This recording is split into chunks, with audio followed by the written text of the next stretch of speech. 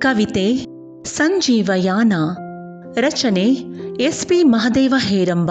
ಗ್ರಂಥಪಾಲಕರು MES college, Malleshwaram, Bengaluru. ವಾಚನ ಪದ್ಮವೇಣಿ. ಸಂಜೀವಯಾನ. ಭಾವ ಬೆಳಕಾಗಿ ಹೊರಹೊಮ್ಮಲು, ಜೀವದ ಬದುಕಿಗೆ ಎದೆಯೊಳಗಿನ ನೋವೇ ಸಾಕು.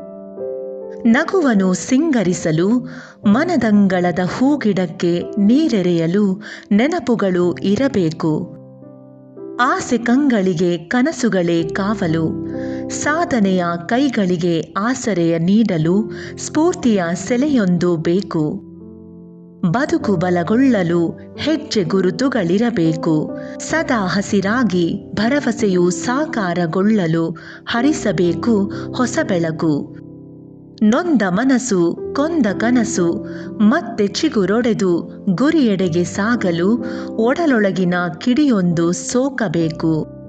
ಸಾಧ್ಯವಾದಷ್ಟು ಸಾಧಿಸುತ್ತಾ ಬಾಳಿನ ದಾರಿ ಸವೆಸಿ ನಮ್ಮತನವ ಉಳಿಸುತ್ತಾ ಸಾಗುತ್ತಿರಬೇಕು. ನಾವು ನೀವು ಎಲ್ಲರೂ ನಾಳೆಯೆಂಬ ಸಾಗರದೆಡೆಗೆ ಅನುದಿನದ ಪಯಣಕ್ಕೆ ಸಂಜೀವಯಾನ.